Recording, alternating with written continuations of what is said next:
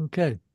In case anybody in the future actually views this recording, this is a Ulysses reading, and we're going to start episode 15 tonight, the notorious Circe episode. And briefly, Bloom and Stephen Dedalus left the maternity hospital in Hollis Street. And Bloom is concerned about our, I don't know if you can call him a hero, but our main character, Stephen Dedalus, who is wandering around kind of blind drunk. And so Bloom does not normally wander into Nighttown, which is a notorious brothel district and genuinely run down, scary place. Okay. Here we go. The Mobbit Street entrance of Nighttown, before which stretches an uncobbled tram siding set with skeleton tracks, red and green will-o'-the-wisp and danger signals, rows of flimsy houses with gaping doors, rare lamps with faint rainbow fans, round rabiotis, halted ice gondolas, stunted men and women squabble. They grab wafers between which are wedged lumps of coal and copper snow. Sucking, they scatter slowly. Children. The swaying comb of the gondola, high reared, forges on through the murk, white and blue under a lighthouse. Whistles call in answer. The calls. Wait, my love, and I'll be with you. The answers. Round behind the stable. A deaf-mute idiot with goggle eyes, his shapeless mouth dribbling, jerks path, shaken in St. Vitus dance. A chain of children's hands imprison him. The children. Kithog, salute! The idiot lifts a palsied left arm and gurgles, the children. Where's the great light? The idiot, gobbing. Next. Who is next? Let's see. It's either Anne or Penny. Penny. Penny? Okay. Penny. No, actually, it's Anne. If you look at the Penny. I have to open the chat. Okay, so it must be me. it is you. Mhm. Okay. You're following me tonight in the Yeah, reading. okay, fine. Thanks. They release him and he jerks on. A pygmy woman swings on a rope slung between the railings, counting. A form sprawled against a dustbin and muffled by its arm and hat moves, groans, grinding, growling teeth, and snores again. On a step, a gnome tottering among a rubbish heap crouches to shoulder a sack of rags and bones. A crone standing by with a smoky oil lamp rams the last bottle in the maw of his sack. He heaves his booty, tugs askew his peaked cap, and hobbles off mutely. The crone makes back for her lair, swaying her lamp. A bandy child, a squat on the doorstep with a paper shuttlecock, crawls sidling after her in spurts, clutches her skirt, scrambles up. A drunken navvy grips with both hands the railings of an area, lurching heavily. At a corner, two night watch in shoulder capes, their hands upon their staff holsters, loom tall. A plate crashes, a woman screams, a child wails. Oaths of a man roar, mutter, cease. Figures wander, lurk, peer from warrens. In a room lit by a candle, stuck in a bottleneck, a slut combs out the tats from the hair of a scrofulous child. Sissy Caffrey's voice, still young, sings shrill from a lane. Sissy Caffrey. I gave it to Molly because she was jolly. The leg of the duck, the leg of the duck. And then private cars and private Compton swagger sticks tight in their oxters as they march unsteadily, right about face, and burst together from their mouths a volleyed fart.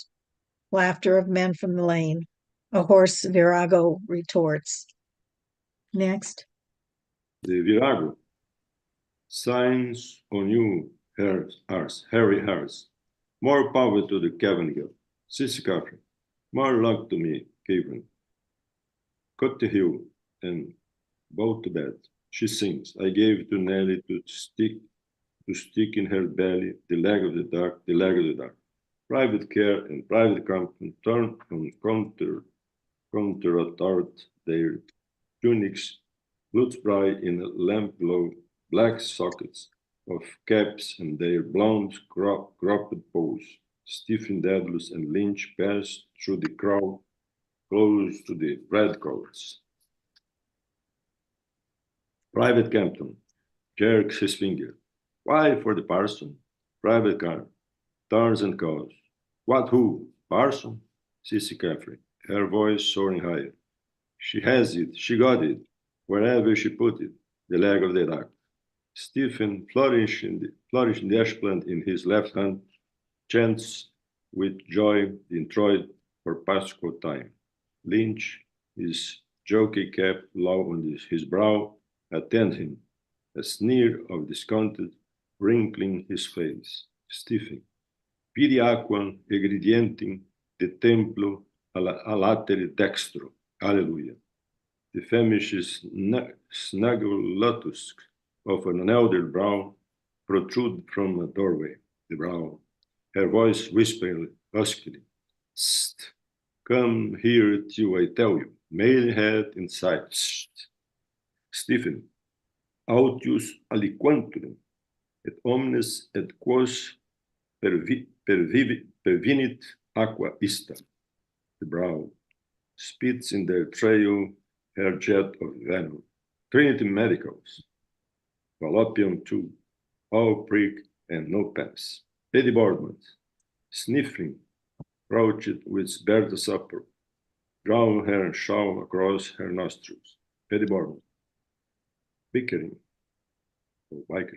and says the one, I sim you up, faithful place with your square pusher, the greaser of the railway, in his commuter. Come to bed, head. Did you say it? I. That's not for you to say, says I. You never see me in the mantra with a married Highlander, says I. The likes of her, stag the one is, stubborn is a mule, and her walking with two fellows, the one time Kilbride, the engine driver, and Lance Corporal Oliphant. Triumphaliter, salvi factir sunt. He flourished his husband, shivering the lamp image, shattering light over the world. A liver and white spaniel on the prowl slinks after him, growling. Lynch scares it with a kick. Next. Lynch, so that Stephen looks behind. So that gesture, not music, not odors, would be a universal language. The gift of tongues rendering visible not the lay sense, but the first entalaki, the structural rhythm. Lynch. Pornosophical theology, metaphysics in Mecklenburg Street. Stephen. We have shrew-ridden Shakespeare and henpecked Socrates. Even the all-wisest Stagwright was bitted, bridled, and mounted by a light of love. Lynch. Bah. Anyway, who wants two gestures to illustrate a loaf and a jug? This movement illustrates the loaf and jug of bread and wine in Omar. Hold my stick. Lynch. Damn your yellow stick. Where are we going? Stephen. Lecherous Lynch. Lynx. To la belle dame sans merci, Georgiana Johnson, Adriem, qui laxificat, juventutem meme. Stephen thrusts the ash plant on him and slowly holds out his hand. His head going back till both the hands are a span from his breast, downturned in planes intersecting, the fingers about to part, the left being higher. Lynch, which is the jug of bread? It skills not, that or the custom house. Illustrate thou. Here, take your crutch and walk. They pass. Tommy Caffrey scrambles to a gas lamp and clasping, climbs in spasms. From the top spur, he slides down. Jackie Caffrey clasps to climb. The Navy lurches against the lamp. The twins scuttle off in the dark. The Navy, swaying, presses a forefinger against a wing of his nose and ejects from the farther nostril a long liquid jet of snot. Shouldering the lamp, he staggers away through the crowd with his flaring cresset. Snakes of river fog creep slowly. From drains, clefts, cesspools, middens arise on all sides, stagnant fumes. A glow leaps in the south, beyond the seaward reaches of the river. The Navy, staggering forward, cleaves the crowd and lurches toward the transsiding. On the farther side, under the railway bridge, Bloom appears, flushed, panting, cramming bread and chocolate into a side pocket. From Gillen's hairdresser's window, a composite portrait shows him gallant Nelson's image. A concave mirror at the side presents to him lovelorn, long lost, lugubru, booloo boom. Grave Gladstone sees him level, bloom for bloom. He passes, struck by the stare of truculent Wellington, but in the convex mirror, grin, unstruck, the Bonham eyes and the fat cheek chops of Jolly Poldy, the Ricksticks Galdy. At Antonio Rabiotto's door, Bloom halts, sweated under the bright arc lamps. He disappears. In a moment, he reappears and hurries on. Bloom, fish and tatters, NGR. He disappears into Old Wholesom's, the pork butchers, under the down Neoming roll shutter. A few moments later, he emerges from under the shutter, puffing, holding, blowing bloom. In each hand, he holds a parcel, one containing a lukewarm pig's crubine, the other a cold sheep's trotter, sprinkled with whole pepper. He gasps, standing upright, then bending to one side, he presses a parcel against his rib and groans. Bloom, stitch in my side. Why did I run? He takes a breath with care and goes forward slowly toward the lamppost siding. The glow leaps again. Bloom, what is that? A flasher? Searchlight. He stands at Cornick's corner, watching. Next. Bloom, Aurora Borealis, or a steel foundry? Ah, the brigade, of course. South side, anyhow, big blaze. Might be his house. Beggar's Bush. We're safe, he hums cheerfully. London's burning, on fire, on fire. He catches sight of the navvy lurching through the crowd at the farther side of Talbot Street. I'll miss him, run, quick, better cross here. He darts to cross the road. Urchins shout. Urchins? Mind out, mister! Two cyclists with lighted paper lanterns aswing swim by him, grazing him, their bells rattling. Their bells! Halt, yalt, y'all! Bloom halts, erect, stung by a spasm. Ow! He looks round, darts forward suddenly. Through rising fog, a dragon sand strewer, traveling at caution, slews heavily down upon him, its huge red headlight winking, its trolley hissing on the wire. The motorman bangs his foot gong. The gong. Bang, bang, blah, black, blood, bug, blue. The brake cranks violently. Bloom, raising a policeman's white-gloved hand, blunders stiff-legged out of the track. The motorman, thrown forward, pug-nosed on the guide wheel, yells as he slides past over chains and keys. The motorman, "Hey, shit breeches, are you doing a hat trick?" Bloom trick leaps to the curbstone and halts again. He brushes a mud flake from his cheek with a parceled hand. Bloom, "No thoroughfare. Close shave that, but cured the stitch. Must take up Sando's exercises again. On the hands down, insure against street accident too. The providential." He feels his trouser pocket. Poor mama's panacea. He'll easily catch in track or bootlace in a cog. Day the wheel of the Black Maria peeled off my shoe at Leonard's Corner. Third time is the charm. Shoe trick, insolent driver. I ought to report him. Tension makes them nervous. Might be the fellow balked me this morning with that horsey woman. Same style of beauty. Quick of him all the same. The stiff walk. True word spoken in jest. That awful cramp in Lad Lane. Something poisonous I ate. Emblem of luck? Why? Probably lost cattle. Mark of the beast. Closes his eyes an instant. Bit light in the head. Monthly or effect of the other. Brain fog, fag. That tired feeling. Too much for me. Ow. A sinister feature leans on plated legs against O'Byrne's wall. A visage unknown, injected with dark mercury. From under a wide-leaved sombrero, the figure regards him with evil eye. Jerry? Bloom. Buenas noches, señorita Blanca, que calle es esta? The figure.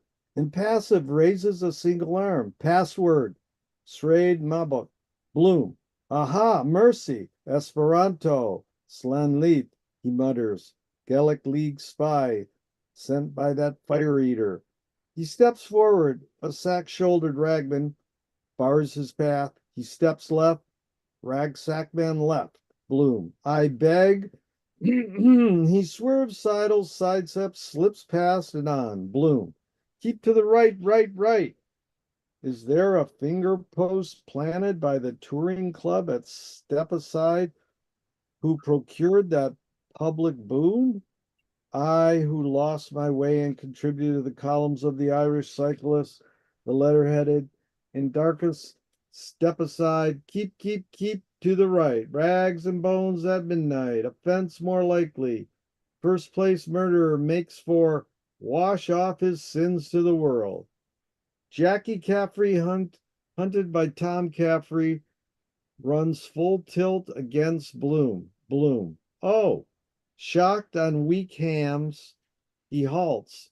Tom and Jackie vanish there.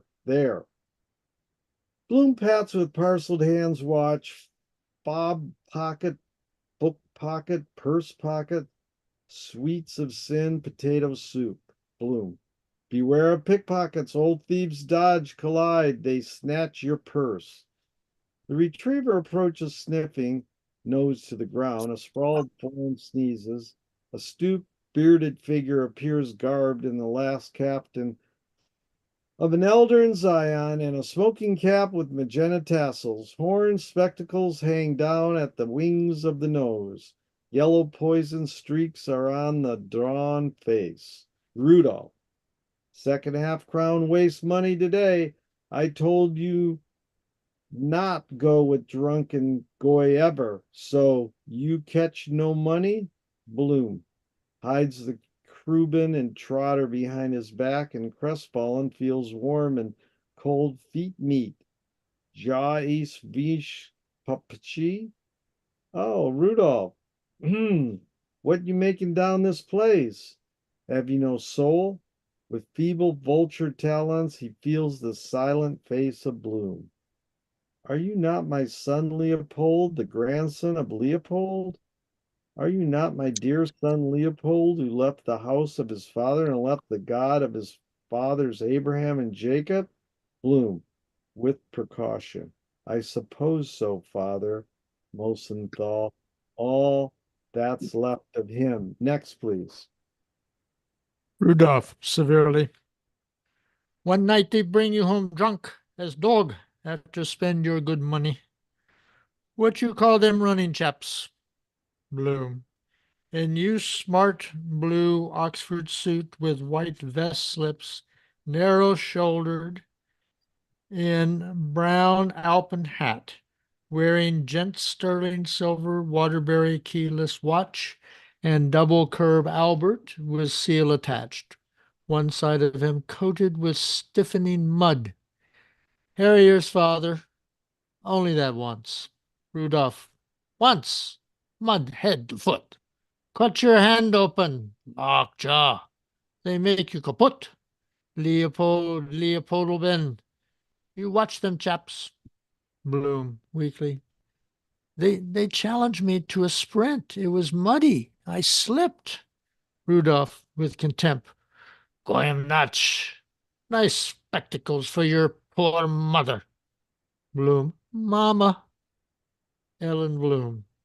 In pantomime dame stringed mob cap, crinoline and bustle, widow Twankey's blouse with mutton leg sleeves buttoned behind, gray mittens and cameo brooch, her hair plaited in a crisping net, appeared over the staircase banisters, a slanted candlestick in her hand, and cries out in shrill alarm, "Oh, blessed Redeemer, what have you done to him? My spelling salts!" She hauls up a reef of skirt and ransacks the pouch of her striped blay petticoat. A vial, an Agnus Dei, a shriveled potato, and a celluloid doll fall out. Sacred Heart of Mary, where were you at all, at all? Bloom, mumbling, his eyes downcast, begins to bestow his parcels in his filled pocket, but desists, muttering. Next. A voice, sharply, "Holy!" Bloom, "Who?" He ducks and wards off a blow clumsily. "At your service." He looks up. Beside her mirage of date palms, a handsome woman in Turkish costume stands before him. Opulent curves fill out her scarlet trousers and jacket slashed with gold. A wide yellow cummerbund girdles her. A white yashmak violet in the night covers her face, leaving free only her large dark eyes and raven hair. Bloom, "Molly." Marion, "Welly, Mrs. Marion, from this out, my dear man, when you speak to me, has poor little hubby cold feet waiting so long?" Bloom, and he shifts from foot to foot. "No, no, not the least little bit." He breathes in deep agitation, swallowing gulps of air, questions, hopes, crabines for her supper, things to tell her, excuses, desires, spellbound. A coin gleams on her forehead. On her feet are jeweled toe rings. Her ankles are linked by a slender fetter chain. Beside her, a camel, hooded with a turreting turban, waits. A silk ladder of innumerable rungs climbs to his bobbing howdah. He ambles near with disgruntled hindquarters. Fiercely, she slaps his haunch, her gold curved wrist bangles angrily scolding him in Moorish. Marion, Nebuchadnezzar, Feminine's mum. The camel, lifting a foreleg, plucks from a tree a large mango fruit, offers it to his mistress, blinking in his cloven hoof, then droops his head and, grunting with uplifted neck, fumbles to kneel. Bloom stoops his back for leapfrogging. Bloom, "I can give you, I mean, as your business manager, Mrs. Marion, if you." Marion, "So you notice some change?" Her hands passing slowly over her trinket stomacher, a slow, friendly mockery in her eyes. "Oh, Poldy, you are a poor old stick in the mud. Go and see life, see the world wide." Next. Bloom, I was just going back for that lotion, white wax, orange flower butter. Shop closed early in Thursday, but the first thing in the morning, he pats diver's pockets. This moving kidney. Ah, he points to the south, then to the east. A cake of new clean lemon soap arises, diffusing light and perfume. The soap. We're a capital couple, are Bloom and I. He brightens the earth, I polish the sky. The freckled face of Sweeney, the druggist, appears in the disk of the subsun. Sweeney, 3 and a penny, please. Bloom. Yes, for my wife, Mrs. Marion. Special recipe. Marion. Soft. Howdy. Bloom. Yes, ma'am. Marion, ti trema un poco il cuore? In disdain, she saunters away, humming the duet from Don Giovanni. Plump as a pampered pouter pigeon. Bloom. Are you sure about this, Voglio? I mean the pronunciating. He follows, followed by the sniffing terrier.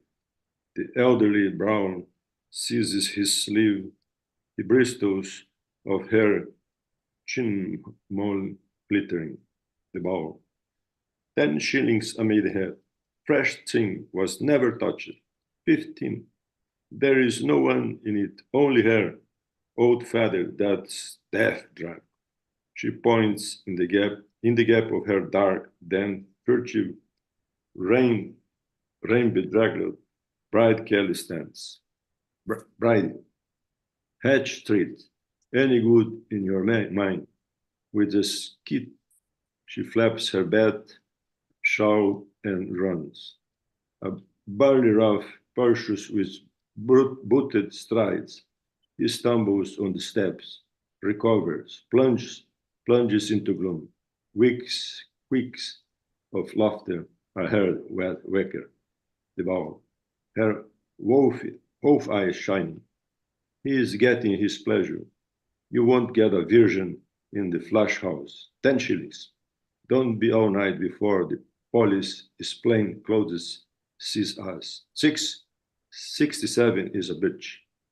Leering, Gary McDowell limps forward. She draws from behind, ogling, and shows Cowley her blood-dyed cloud. Gertie, with all my worldly goods, I, thee, and two. She murmurs, you did that. I hate you, Bloom. I? When? You are dreaming. I never saw you.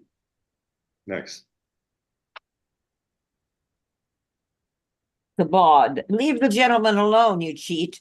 Writing the gentleman false letters, street walking and soliciting. Better for your mother take the strap to you at the bedpost, hussy, like you. Gertie to Bloom.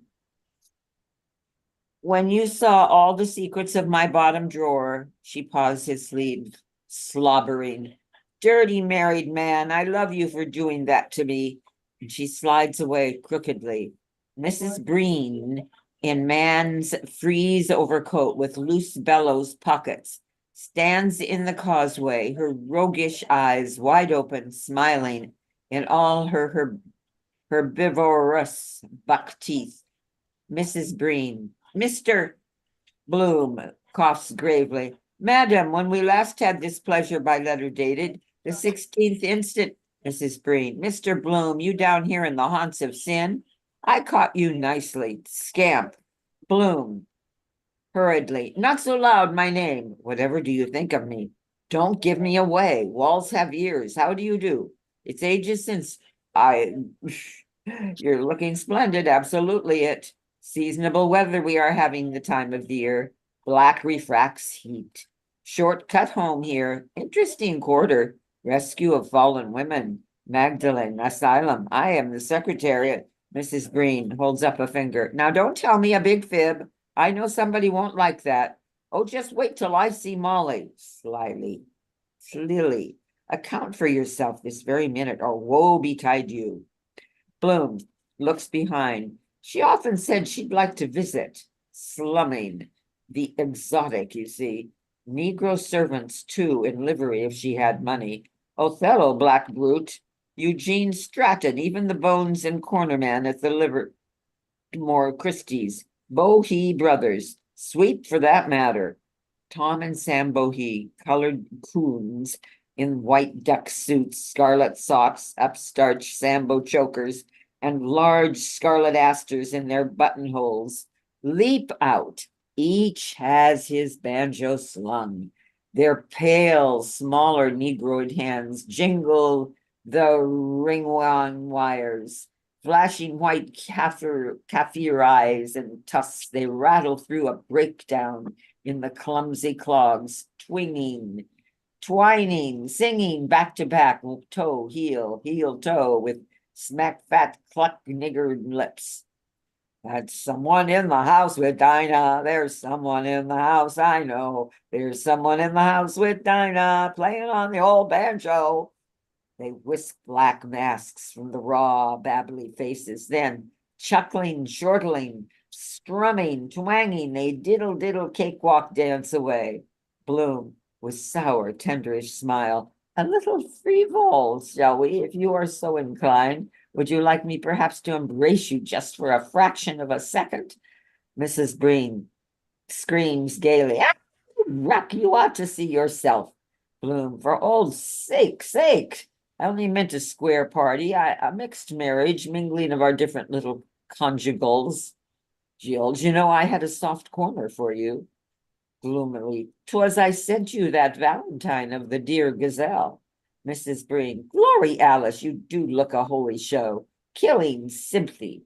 She puts out her hand inquisitively. What are you hiding behind your back? Tell us. There's a dear. Bloom seizes her wrist with his free hand. Jossie Powell, that was, prettiest Deb in the Dublin.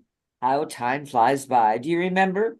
Harking back in the retrospective arrangement, old Christmas night, Georgina's Simpsons housewarming while they were playing the Irving Bishop game, finding the pin, blindfold, and thorough treading. Subject, what is in this snuff box? Mrs. Breen, you were the bone of the night with your serial comic recitation, and you looked the part. You were always a favorite with the ladies. Bloom, squire of dames, in dinner jacket with water silk facings, blue Masonic badge in his buttonhole, black bow, and mother of pearl studs, a prismatic champagne glass tilted in his hand. Ladies and gentlemen, I give you Ireland, home and beauty. Mrs. Breen, the dear dead days beyond recall, love's old sweet song. Bloom, meaningfully dropping his voice, I confess I'm teapot with curiosity to find out whether some person's something is a little teapot at present. Mrs. Breen, gushingly, tremendously teapot. London's teapot, and I'm simply teapot all over me. She rubbed sides with him. After the parlor mystery games and the crackers from the tree, we sat on the staircase ottoman under the mistletoe to his company. Bloom, wearing a purple Napoleon hat with an amber half moon, his fingers and thumbs passing slowly down to her soft, moist, meaty palms, which she surrenders gently. The witching hour of night, I took the splinter out of this hand carefully, slowly, tenderly, as he slips on her finger a ruby ring. Darren La Marno, Mrs. Breen, in this one-piece evening frock, executed in moonlight blue, a tinsel silk diadem on her brow, with her dance card fallen beside her moon blue satin slipper, curves her palm softly, breathing quickly. Oh, Voglio Inon, you're hot, you're scalding, the left hand nearest the heart. Next. Bloom. When you made your present choice, they said it was Beauty and the Beast. I never forgave you for that. His clenched fist at his brow. Think what it means. All you mean to me. All you meant to me then. Hoarsely. Woman, it's breaking me. Dennis Breen, white tall-hatted, with Wisdom Healy's sandwich boards, truffles past them in carpet slippers, his dull beard thrust out, muttering to the right and left. Little Elf Bergen, cloaked in the pall of the ace of spades, dogs him to the left and right, doubled over in laughter. Elf Bergen points jeering at the sandwich boards. U-P, up. Mrs. Breen, to Bloom. High Jinks below stairs. She gives him the glad eye. Why didn't you kiss the spot to make it well? You wanted to. Bloom, shocked. Molly's best friend. Could you?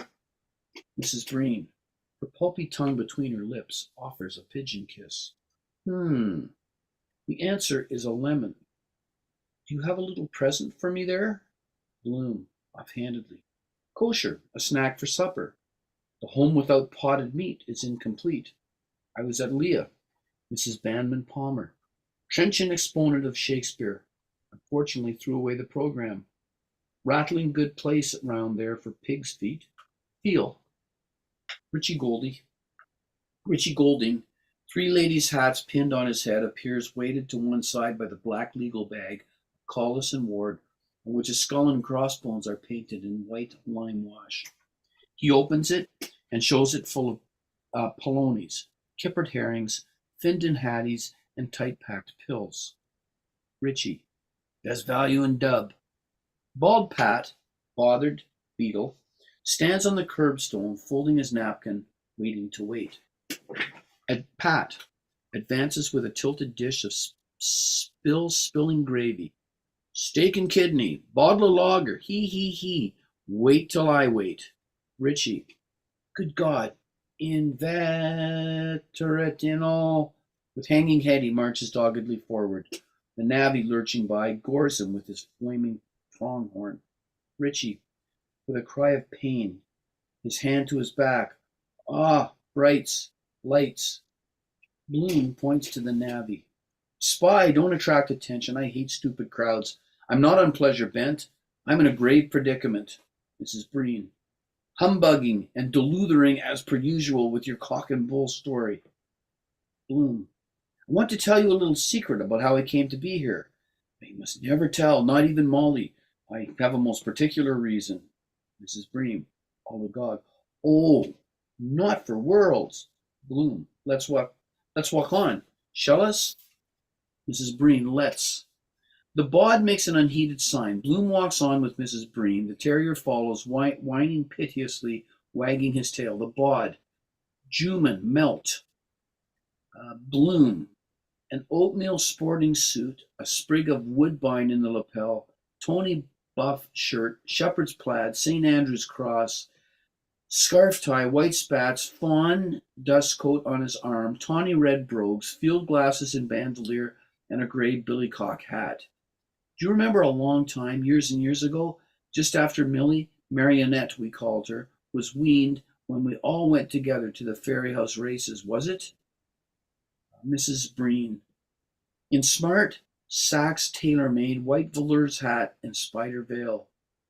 Leopardstown, Bloom. I mean Leopardstown. And Molly won 7 shillings on a 3-year-old named Nevertell, and coming home along by Foxtrot in that old 5-seater Shanderadan of a wagonette you were in your heyday then, and you had on that new hat of white velours with a surround of mole fur that Mrs. Hayes advised you to buy because it was marked down to 19 and 11. Bit of wire and an old rag of velveteen, and I'll lay you what you like. She did it on purpose. Next, please, Jerry.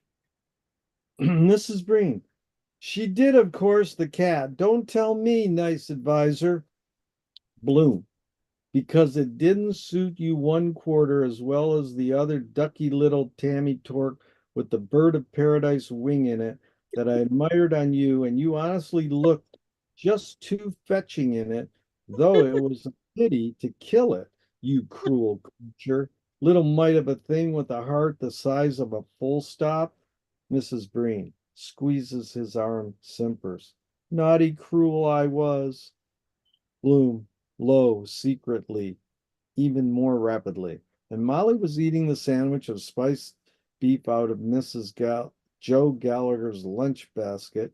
Frankly, though she had her advisors and admirers, I never cared much for her style. She was Miss Spring too.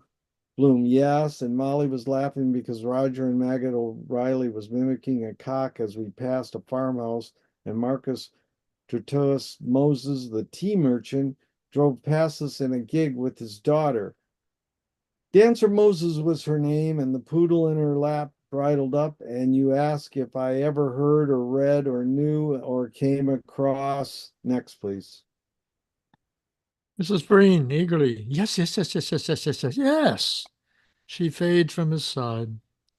Followed by the whining dog, he walks on towards Hell's Gates.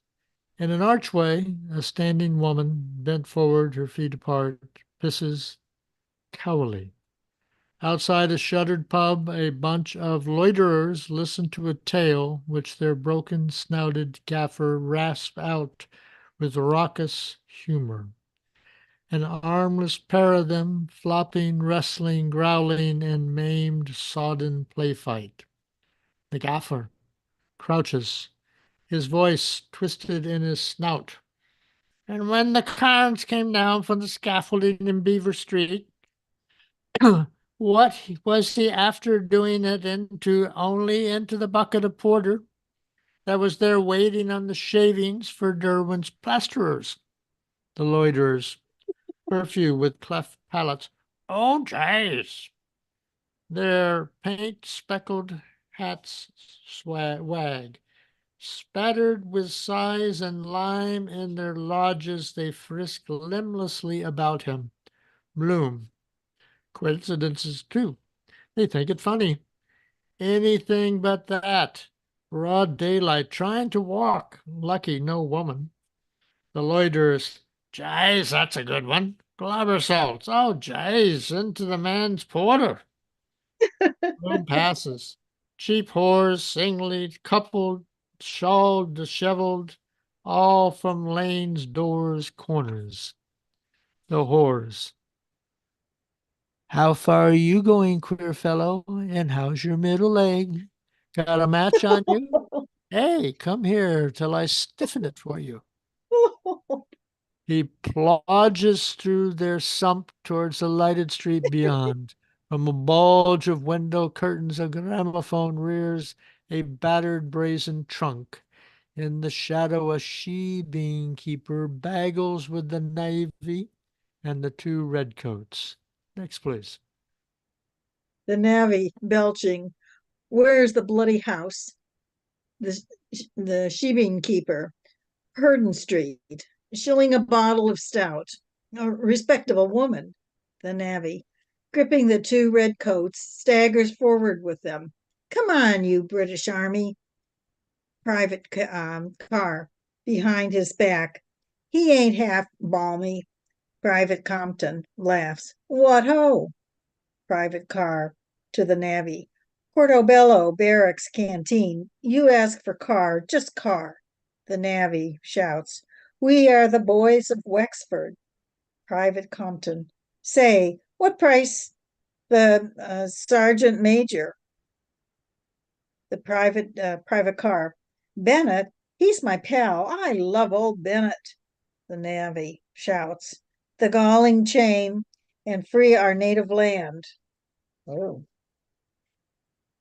He staggers forward, dragging them with him.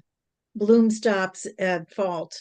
The dog approaches, his tongue outlolling, panting. And Bloom. Wild goose chase this. Disorderly houses. Lord knows where they are gone. Drunks cover distance double quick. Nice mix-up. Seen at Westland Row. Then jump in first class with third ticket, then too far. Train with engine behind. Might have taken me to Malahide or a siding for the night or collision. Second drink does it. Once it's done. What am I following him for? Still, he's the best of that lot. If I hadn't heard about Mrs. Purefoy, Purefoy, I wouldn't have gone and wouldn't have met Kismet. He'll lose that cash, relieving office here. Good biz for cheap jacks, organs. What do you lack? Soon got, soon gone. Might have lost my life too, with that man gong wheel gong. Might have lost my life too. With the track trolley glare, a juggernaut, only for presence of mind. Can't always save you though. If I had passed Trulock's window that day 2 minutes later, would have been shot. Absence of body. Still, if bullet only went through my coat, get damages for shock. 500 pounds. What was he? Kildare Street? Club Toff. God help his gamekeeper. He gazes ahead, reading on the wall a scrawled chalk legend. Wet dream and a phallic design. Odd. Molly drawing on that frosted carriage pane at Kingstown. What's that like? Gaudy, dull woman, loll in the lighted doorways, in windows embrasures, smoking, bird's eyeing cigarettes. The odor of the 6-week weed floats towards him in slow, round, ovaling wreaths. Next. The reds, sweet are the sweets, sweets of sin. Boom. My spine's a bit limp. Go or turn. And this food, eat, and get all pigstickly. Absurd I am. Waste of money. 1 and 8 pence too much. The retriever drives goes sniveling muzzle against his hand, wagging his tail. Strange how they take to me, even that brute today. Better speak to him first. Like women, they like rencontres. Stinks like a polecat. Chacun son goût. He might be mad. Dog days, uncertain in his movements. Good fellow, Fido. Good fellow, Garryoven. The wolf dog sprawls on his back, wriggling obscenely with begging paws, his long black tongue lolling out, influence of his surroundings. Give and have done with it, provided nobody. Curling, anchoraging towards his shambles back with a furtive poacher's tread, dogged by the setter into a dark, stale-tongued corner. He unrolls one parcel and goes to dump the crumbing softly, but holds back and fills the trotter. Seizable for 3 pence. But then I have it in my left hand. Calls for more effort. Why? Smaller from one to use. Oh, let it slide. 2 and 6. With regret, he lets the unrolled crumbing and trotter slide. The mastiff mows the bundle clumsily and gluts himself with growling greed, crunching the bones. 2 rain-caped watch approached, silent, vigilant. They murmur together. The watch. Bloom. Off Bloom. For Bloom. Bloom. Each lays hand on Bloom's shoulder. First watch. Caught in the act. Commit no nuisance. Bloom. Stammers. I'm doing good to others. A covey of ghost storm petrels rise hungrily from leafy slime with bunbury case in their beaks. The ghost. Crow, crow, crow, Bloom. The friend of man, trained by kindness. He points, points. Top Doran, toppling from a high bar stood, sways over the manching spaniel. Bob Doran, Towser, give us the paw. Give us the paw. The bulldog grows his scruff, standing a gobbet of pig knuckle between his molars through which rabid skunks bite tribbles. Bob Doran falls silent into an area. Next. Second watch, prevention of cruelty to animals. Bloom enthusiastically, a noble work. I scolded that tram driver on Harold's Cross Bridge for losing the poor horse with his harness scab. Bad French I got for my pains. Of course, it was Frosty and the last tram. All tales of circus life are highly demoralizing.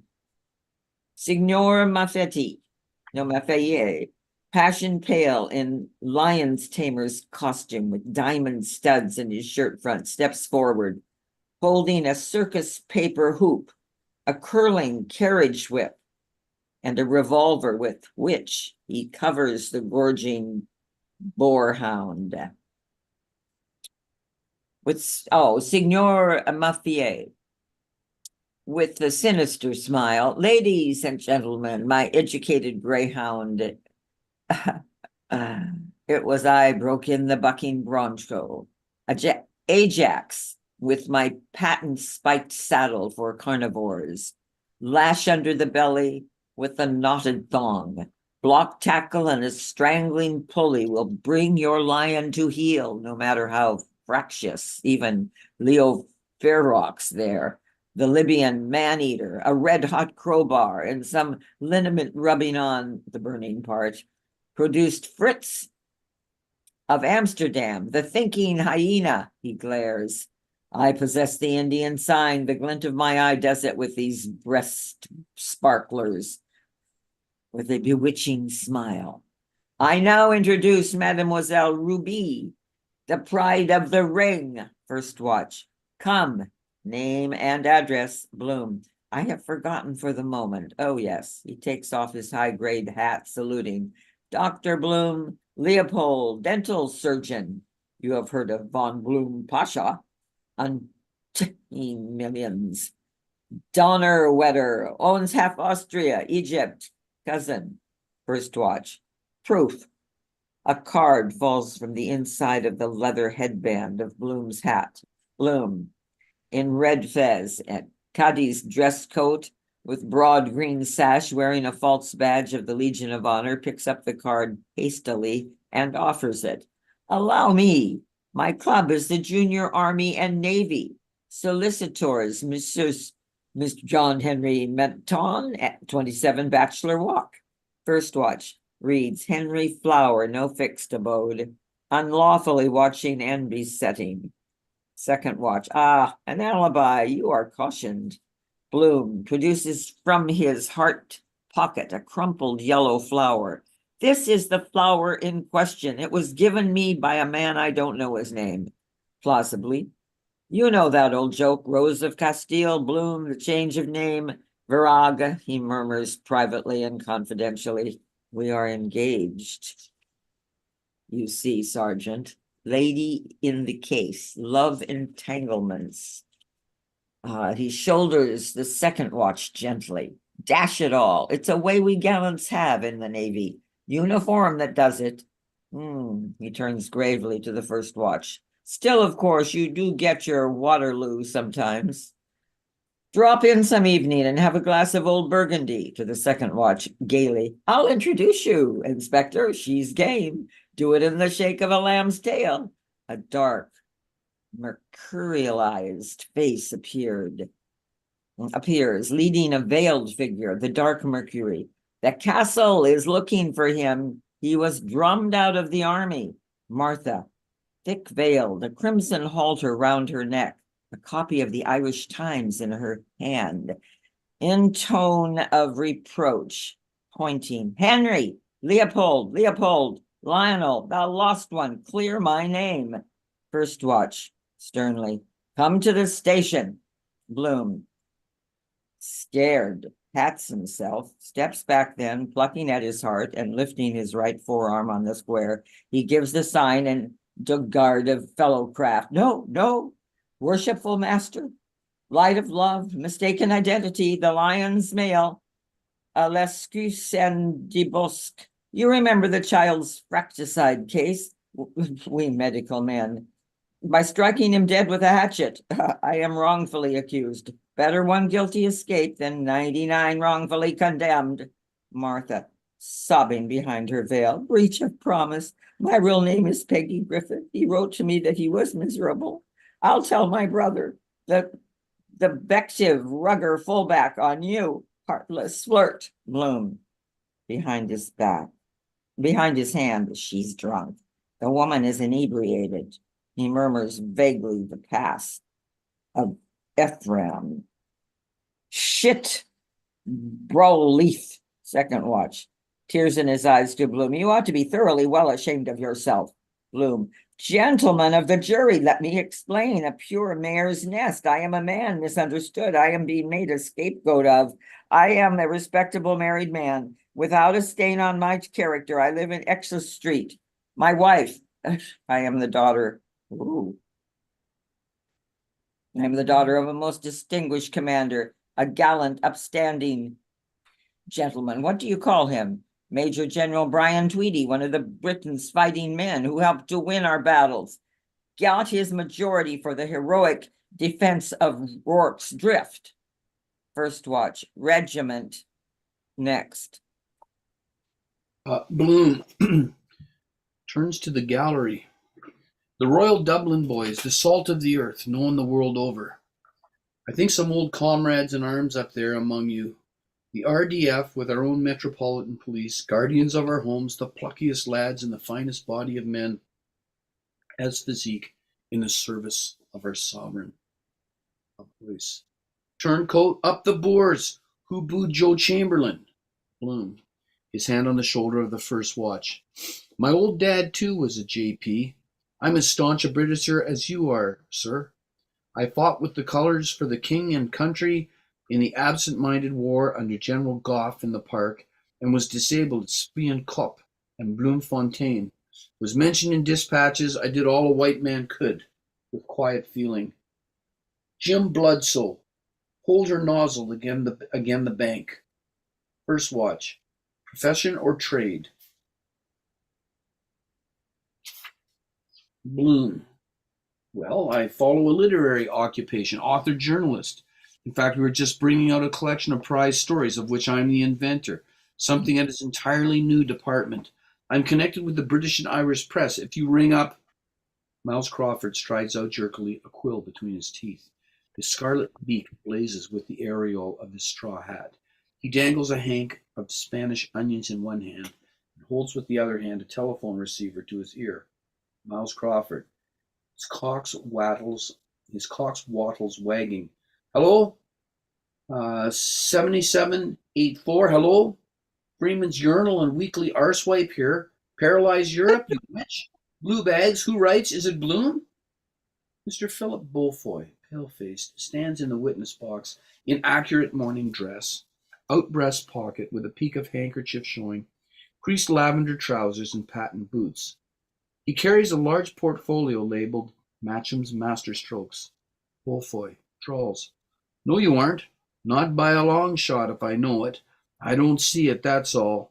No born gentleman, no one with the most rudimentary promptings of a gentleman would stoop to such particularly loathsome conduct.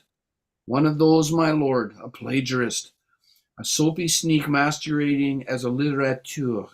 It's perfectly obvious that with the most inherent baseness, he has cribbed some of my best-selling copy, really gorgeous stuff, a perfect gem, the love passages in which are beneath suspicion. The Beaufoy books of love and great possessions, with which your lordship is doubly familiar, are a household word throughout the kingdom. Bloom murmurs with hangdog meekness glum.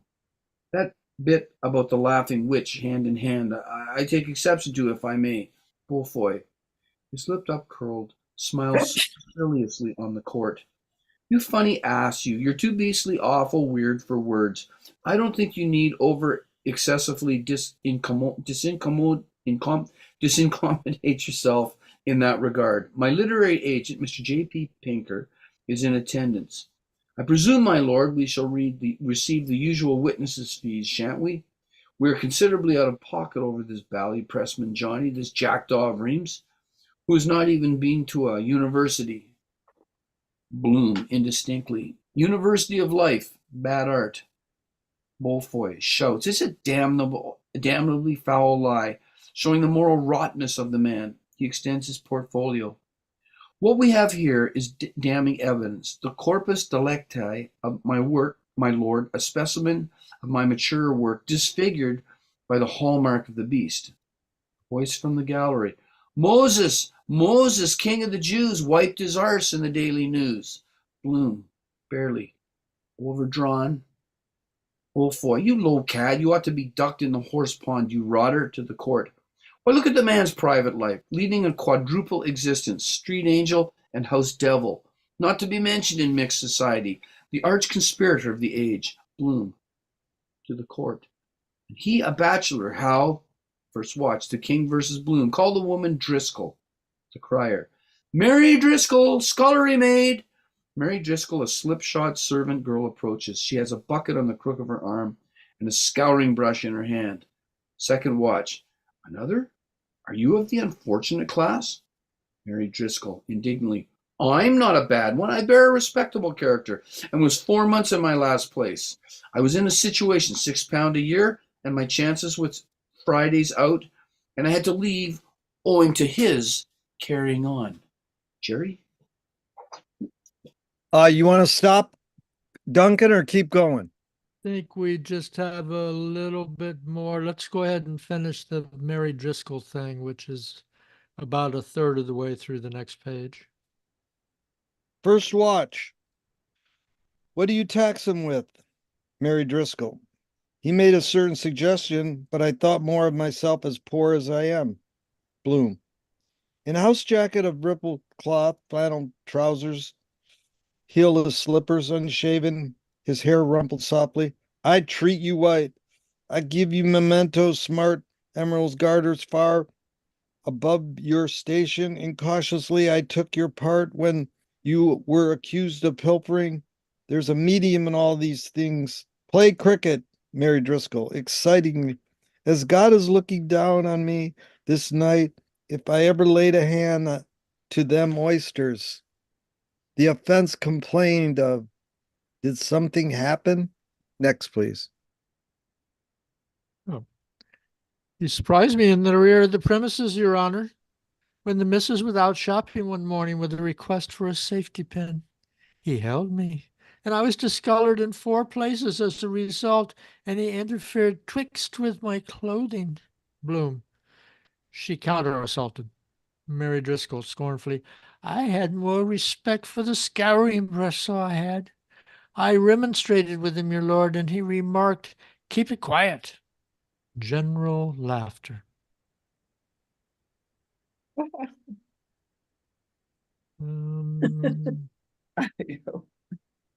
Yeah, so, all right. So, what's going on? That was some amazing reading. I just want to compliment everyone. I felt like I was revisiting Laugh-In by Rowan and Martin because when they reference Gary Owen, it sounds like Gary Owen announcing this and reading this. But about the second page we started with, I was curious if anyone can suss out. We have screw-ridden Shakespeare and henpecked Socrates. What does that mean? Screw-ridden Shakespeare and henpecked Socrates. I don't No, know. it's talking about Socrates. Okay, so you remember back in the library, there's a whole thing that Shakespeare's wife was an older woman. She was quite a bit older than he was when he was like 16, and she seduced him in the middle of a cornfield. And so because of her age and because of her initiative, she was kind of the dominant person in the family, so it says. So she was a shrew. You know what a shrew is, right? I think she was just about 25, wasn't she? Yeah. Anne Hathaway. Anne Hathaway. Yeah, Anne Anne Hathaway. Hathaway. Yeah. Okay.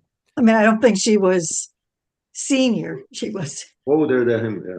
Older. yeah, older. Yeah, she Like wasn't a like senior, but 10 years ish, like 10 years Yeah. old. 8, Yeah. 9 years, 10, something like that. Yeah, 20, 25 to 16.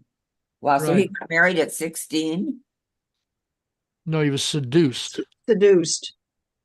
but I did he don't know marry when her? they, Eventually he I don't married know her. when.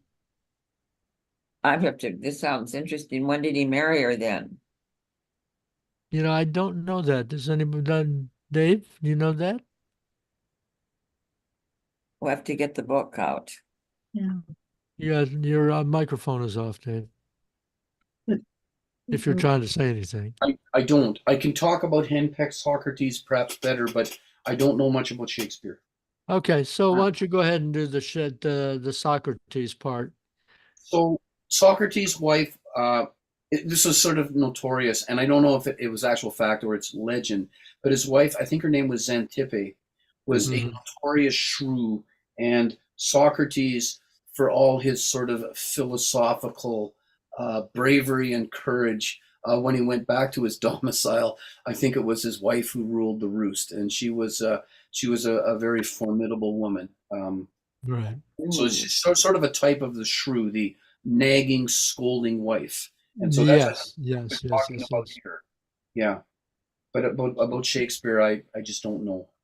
Okay, but I think, well, okay, so anyway, at least in the script here is implying that both of the women were very strong. And you may notice that Shakespeare left and went to London. That's where he spent most of his time. So he stayed away from home quite a lot. And then Socrates spent most of his day away from home. Neither of them wanted to go home. And actually, this is Bloom's situation. I mean, yes, he's following Stephen, but the real fact of the matter is he doesn't want to go home yet because his wife, he has had this uh, affair with Blazes Boylan. He doesn't want to, he's not ready to go home. So I think that there's kind of a thing going on here with you got Shakespeare in London, you got Socrates staying away from the house as much as possible, and you got Bloom staying away from the house. And here he is, as far as I can tell, I mean, he's kind of stumbling around. This is very hallucinogenic. Yeah. Second bed. Second best bet. Second Yeah. bed. Oh, and Yes. the second best bed thing, yes, for Shakespeare. Yeah. That was Shakespeare's revenge, I think, was the implication of that. But we have Bloom. It starts off a little bit realistic. The Circe does. I mean, the whole thing about the kids teasing the idiot and the old women supposedly selling virgins and all that and the tram and everything. It's a little bit realistic, but then it becomes very it's like he's hallucinating. Now, I how does Sissy McCaffrey and Gertie McDowell get into the story in this place? Because I know he's been on the beach with them.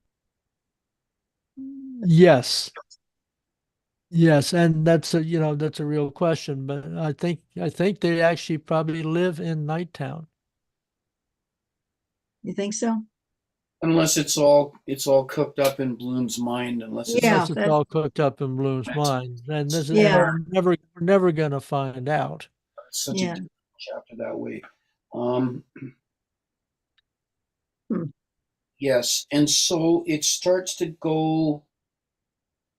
Just to pick up what you said, Duncan, and it seems to start to go south in terms of the reality business about line 25 when you got the pygmy woman swinging on a rope slung between two railings.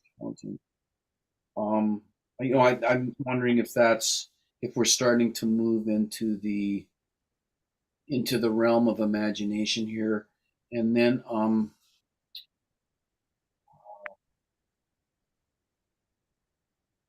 Yeah, well, I think one part of it is, it's very misty.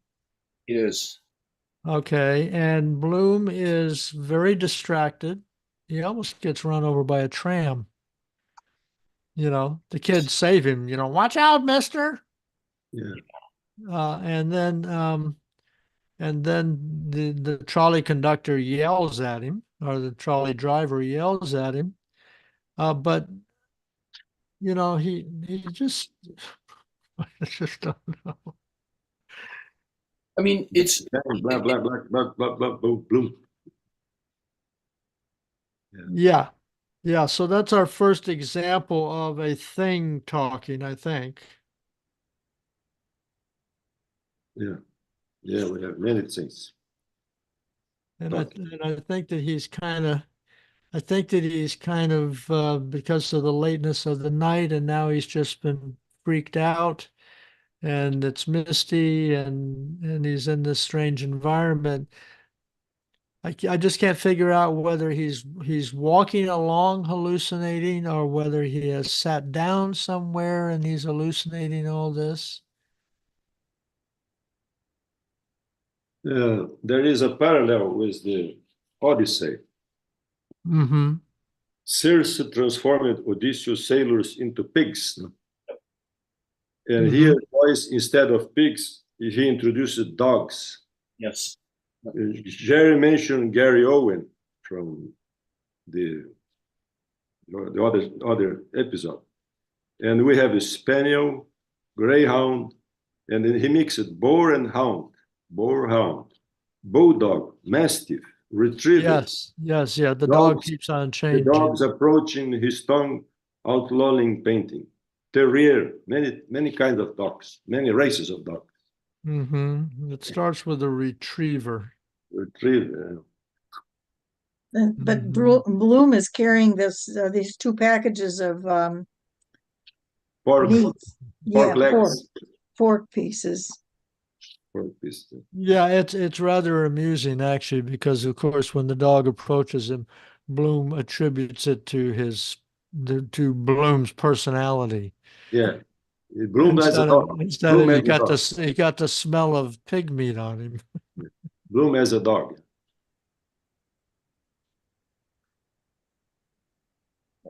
You know, The actually, I think the first dog might be a spaniel. I'm at line 100. So if you're in Gabler, it's at the top of 353.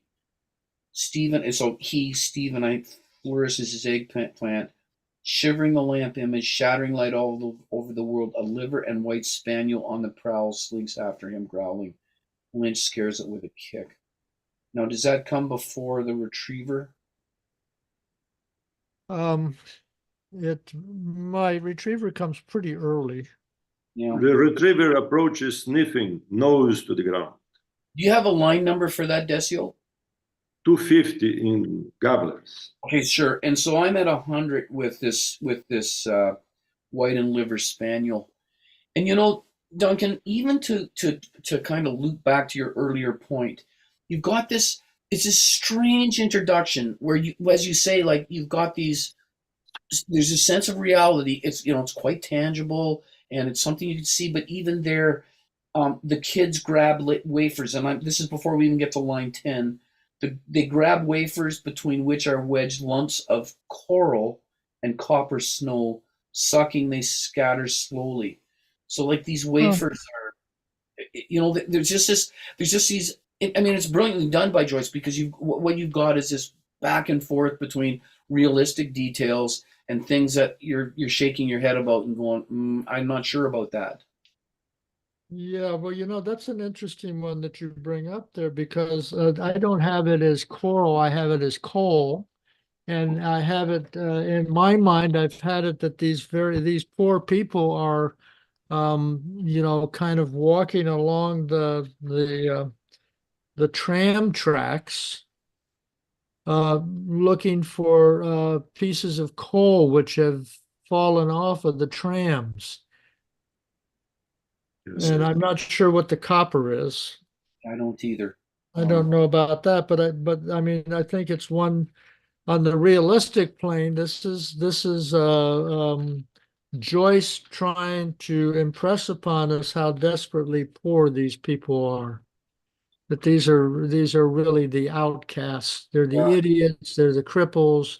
There's the syphilitics. Some of his images of the people lying around are truly horrific. And You the know, city is very poor. There were no sewers at the time, no sewers Mhm. for the used water. You can see is in line 140 or 140 something. And then you've got at line 50, the two soldiers, Carr and Compton, they burst together from their mouths a volleyed fart. I mean, this is just a topsy-turvy world. Yeah.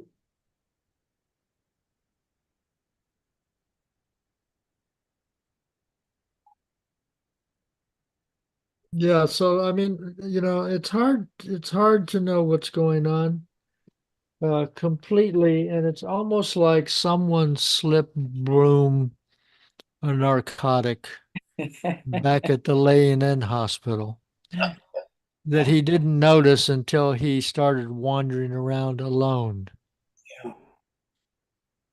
But And till then, now, Bloom arrived to the ninth town and he encountered the Watchers.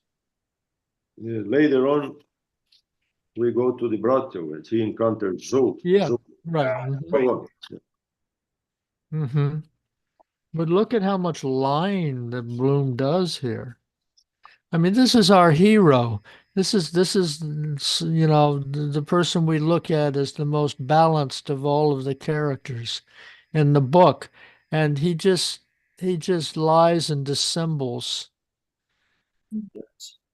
all the time. I mean, it's almost like he tells no truths for quite a long period. He lies to the watch people. He lies to Mrs. Bream. It just goes on and on and on, and I'm going, what is going on here? Mrs. Bream used to be his girlfriend before he married Mary. Uh-huh. He has And some, and some and did she abandon him in favor of Mr. Bream? Mr. Bream, yeah. And is Mr. Bream considerably older than Yeah, up. the, No, I can do up. UP. yeah, he's the UP guy now, but I mean, and I'm just drawing this out of the air, but my impression is that she decided that she would go with Bream because Bream was older and had money. Maybe. And so that's why she abandoned Leopold. I don't have real strong evidence for that, except for the fact that, when we meet Dennis Bream, he's obviously a little crazy.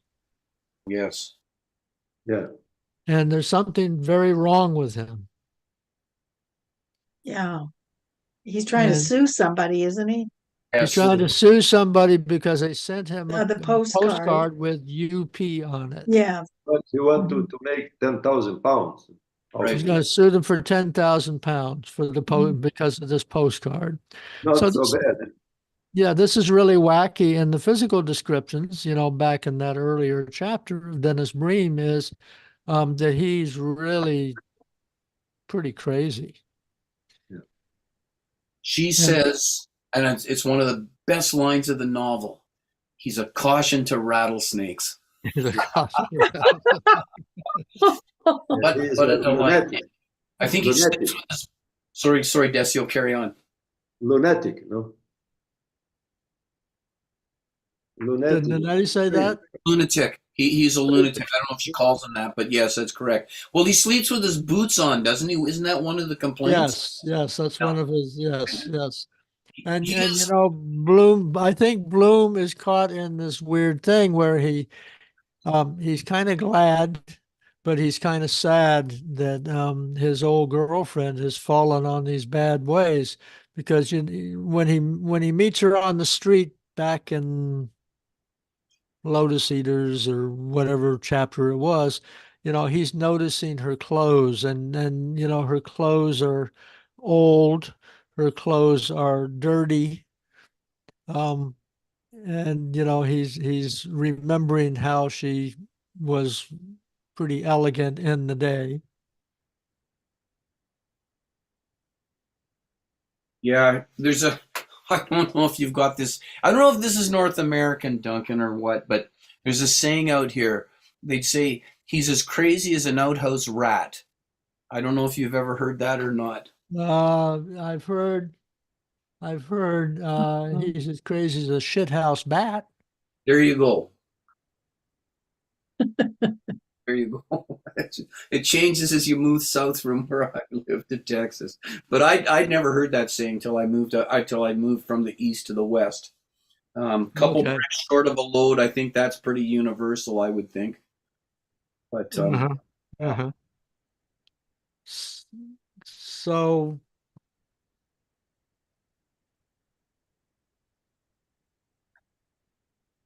yeah, we got the dog thing. We got his father gives him stuff, criticizes him. Um,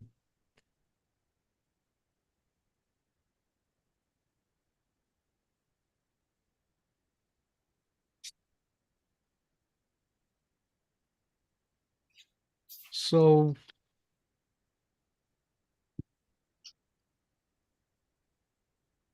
it's a strange mixture of what seemed like real facts and what seemed like imaginings.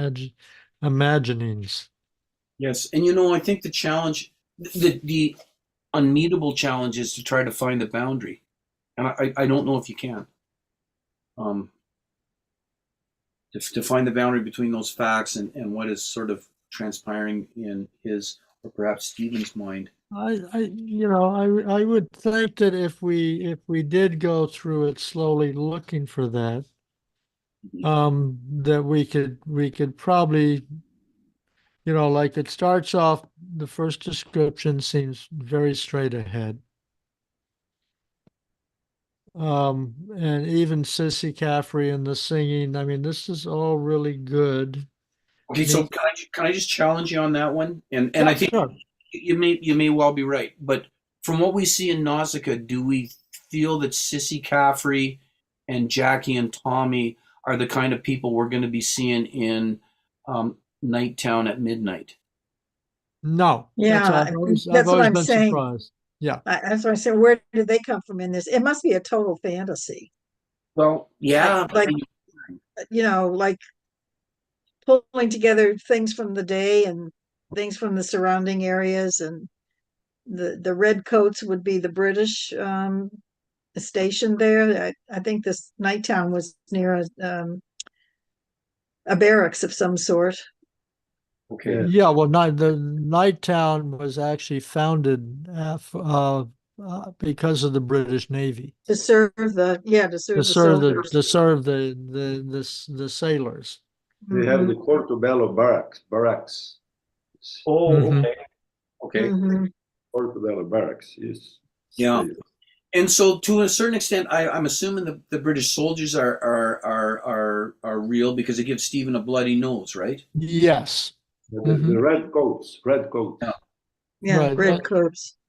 Right. And don't forget that the guys that give Stephen the bloody nose, they do it because they think that, well, among the insults that Stephen has said, they think that Stephen is insulting Sissy Caffrey. And Sissy Caffrey is kind of begging them not to hit him. Okay. So, so So then, there's a lot of Sissy Caffrey in here. what is Sissy Caffrey doing? A good point. Good point.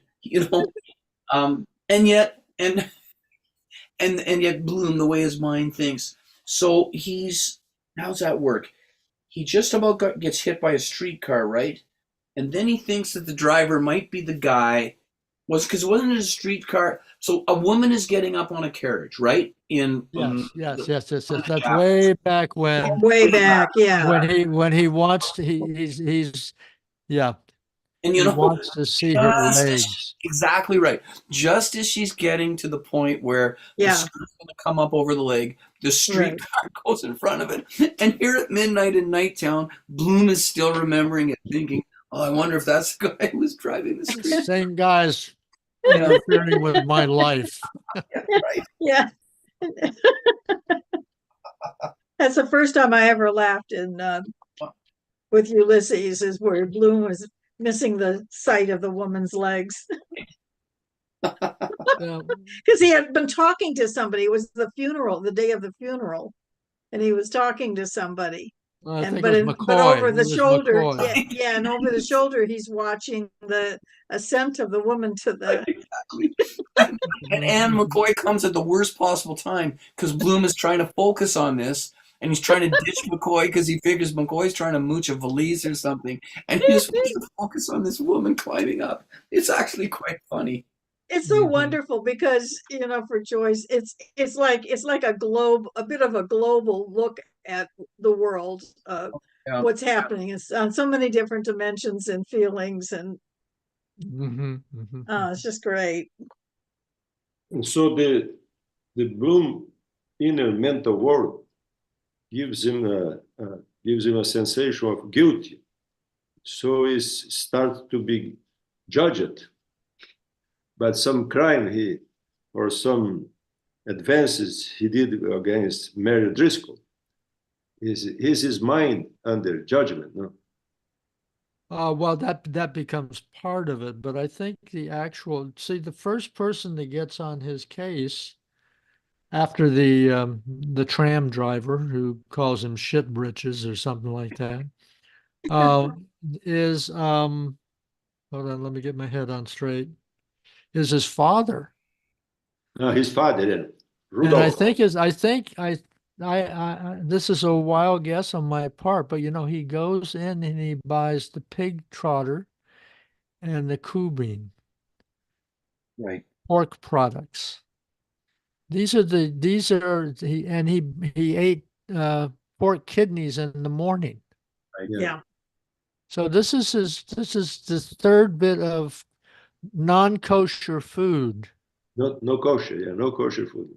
and he's got it in his pocket, and I think that he's got the guilt there after almost being, you know, then he goes and he's almost run after it by the tram and almost hit by two bicycle riders. So I think he thinks the universe is after him for not being kosher. That's by the fact he's not really Jewish. And that leads into the first guilty scene with his father. And there are many guilty sins. No?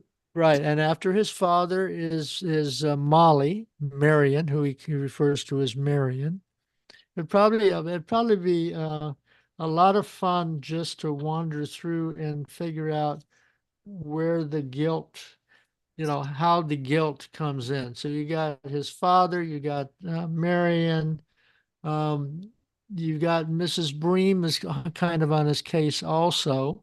Mary Driscoll. And then he ends up in this courthouse scene where Mary Driscoll is testifying against him. So Yeah, there's a also, whole series of guilt things going That's on. right. there are other women also. Yes. And his mother makes a cameo as well right after his father, Ellen Bloom, who is, I think, Ellen Higgins, Uh-huh. His mother, yeah. is right there as well. Oh, blessed Redeemer, what have they done to him? My smelling salts. Yeah. Sacred It's Heart like, of Mary, it's where like, were you with all in all? it's like in Finnegan's Wake, the original sin. Yeah, maybe. Mm-hmm. Always Well, the original sin from yeah. Catholic. Yeah. So you got his father and then his mother. Yeah, I left out his mother. So it's his father, his mother, and then Marion. And then Marion, she goes, Nebracada femininum, which is a magic spell, right? Mm. Okay. And then and let me just read this part. So you got Marion, Nebracada femininum The camel, lifting a foreleg, plucks from a tree a large mango fruit, offers it to his mistress, blinking, and in his cloven hoof. Then droops his head and, grunting with uplifted neck, fumbles to kneel. Bloom stoops his back for leapfrog. So we've got a kind of distorted Garden of Eden, but instead of a snake offering the fruit to Eve, it's a camel offering the fruit to Marion. And then we have this early thing that this reminds me of the Bella Cohen thing that we're going to encounter later, where after Bloom is transformed into a woman, that Bella Cohen rides on him. And Bella Com is transformed into a man. And Bella Cohen is transformed into a man. Yes, covers. Is the banjo an Irish instrument?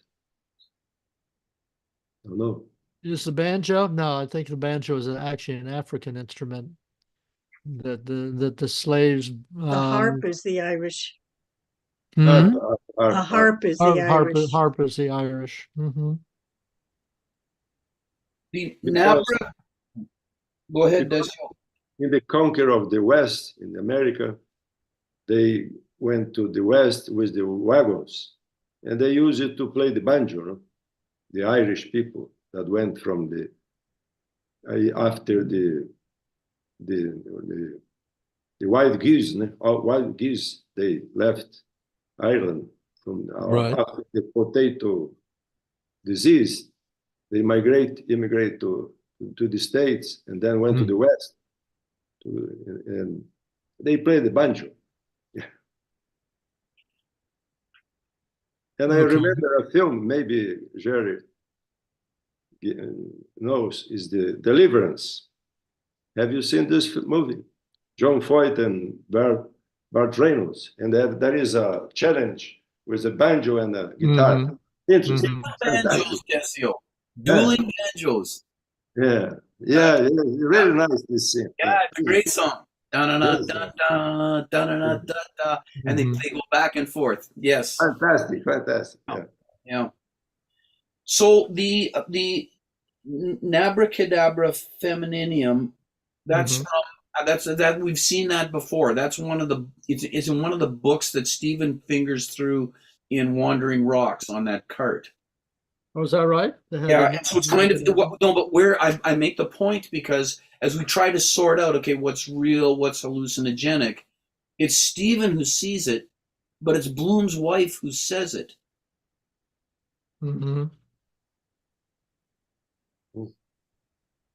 Can you tell me what line that is? Yes, I can. I've actually got it. 10, 849. Oh, one more time. Sorry, it's chapter 10, so it's Wandering Rocks. Yeah, I got that part. Oh, no. I'm talking about the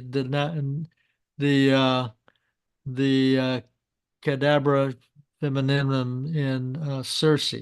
Okay, yes, I can. It's 319. 319. Yes. On page 359 in the Gabler. The Feminine. Yes. Okay, yeah, and then okay, so in Gifford, they do refer us back to 10. So Correct. Line 849 and 10. okay, so 849.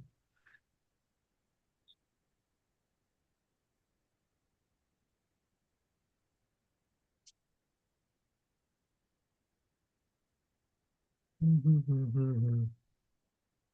849. Okay. Yeah, 840. Se hilo nebraca da feminio, amor me solo. Sanctus, amen. Yeah. Okay, so that means the whole charm would then read, my little heaven of blessed femininity Love only me, holy. Amen.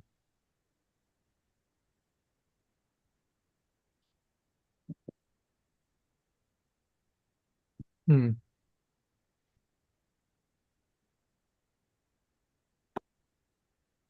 So is that making some sort? I mean, I'm just kind of trying to stitch together a temporary explanation for this thing, going from the lateness of the night to the atmosphere of being in Nighttown. There's probably obviously from his interaction with Mrs. Bream, he's feeling guilty about being in Nighttown, Right.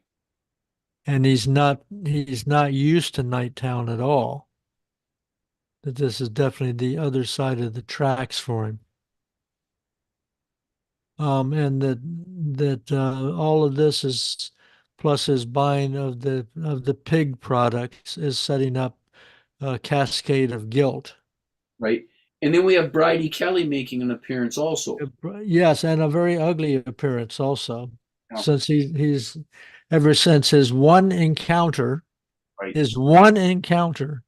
with Bridie Kelly, where he's worried that he impregnated her way back when.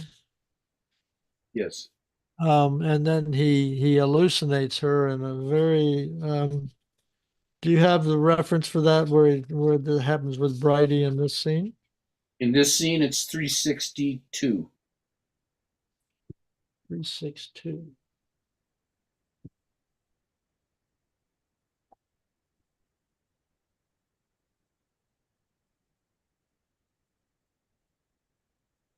She points in the gap of her dark den, furtive, rain bedraggled, Bridie Kelly stands.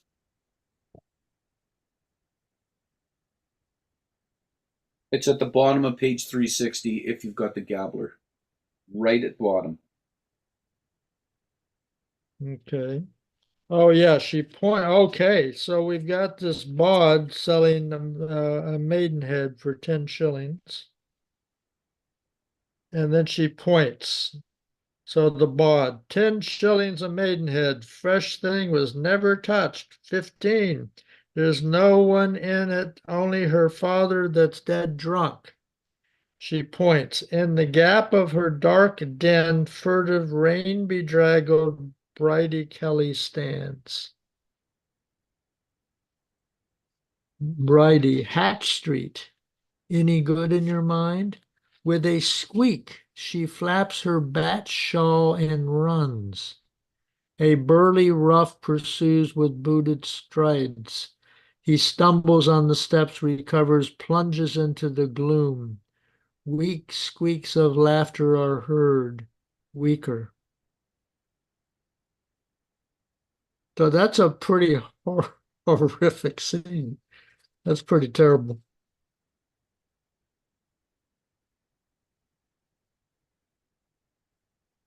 And right after Bridie, Gertie appears. Yeah. Hallucinations. Yeah. Mm-hmm. Right, and then after Gertie, we've got Mrs. Breen.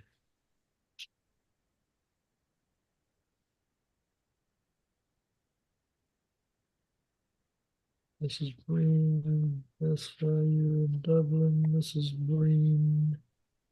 There's a long scene with Mrs. Breen. Yeah.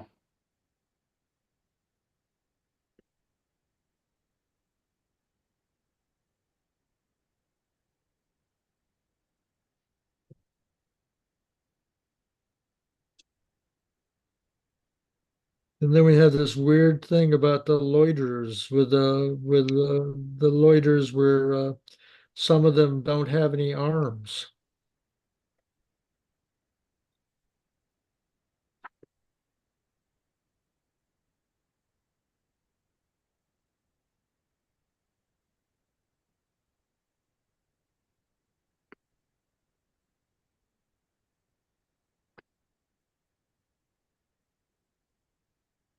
Okay. No, the hour is getting late. Um, And of course, there's no way of knowing who will be here in a month from now. But if the majority of you are here in a month from now, let me just take a quick vote here. Would you be interested in parsing this starting at the beginning again and parsing it? I would be. You would be? Jerry, so you would, it's interesting to you? Okay. I would be. Decio, how about you? Sorry, could you repeat? I didn't understand what's the Okay, question. what I'm suggesting is that if we're back next month, that we go ahead and start again at the beginning and Okay. like read a page at a time and confirm our understanding and just take a real close magnified look at this section. Yeah, because it's very difficult. This. I think the difficulty is that when we try to read, many, many pages in such and such time. But I think maybe if we confirm on each page kind of what's going on and what seems to be real and where we're slipping into Bloom's mind and fantasy life. Fantasy. Yeah. Anyway, I'd like to do that. Can I? Lots, can lots I of ask- fantasy. Yeah. Lots of fantasy.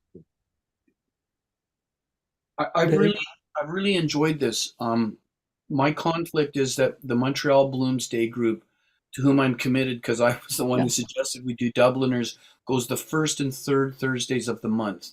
Now I Okay. notice I'm just looking at my calendar here. This is actually the second Thursday. Is that sort of what the pattern here is? That you go the No, second? send me a note. I hear what you're saying, and actually, Peter Quadrino is not going to do a Finnegan's Wake, Okay, and so it's very possible for in the month of May right. to do the second Thursday. Okay. Someone just has to remind me.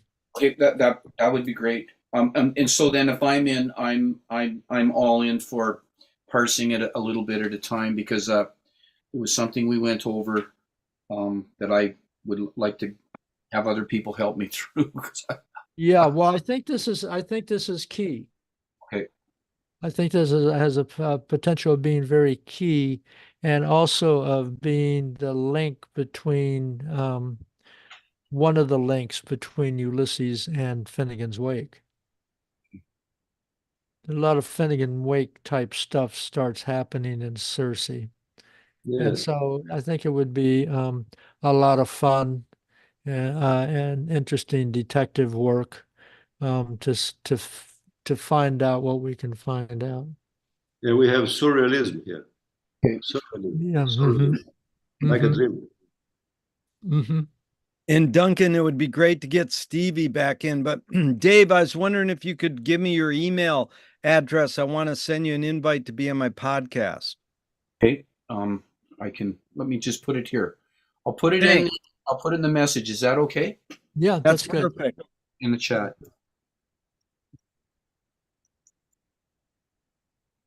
Yeah, let's get Stevie back in, Duncan. Anyway, I don't think it would do anything but put pressure on her okay.